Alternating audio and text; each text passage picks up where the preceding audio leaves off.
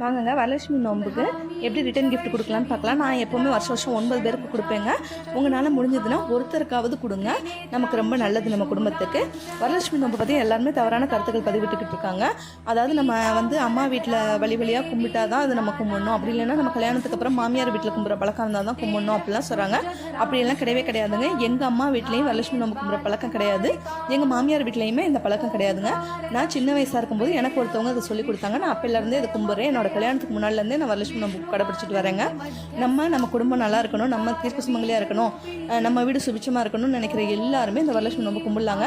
வரலட்சுமி நோம்புக்கு எப்படி நோம்பு இருக்கிறது, எப்படி கும்பிட்றது, எப்படி கடைப்பிடிக்கிறது, எல்லா வீடியோவும் நான் அடுத்தடுத்து உங்களுக்கு கொடுக்குறேங்க. இந்த வருஷம் எல்லாருமே சேர்ந்து நல்லபடியாக வரலட்சுமி நோம்பு கும்பிடலாம்.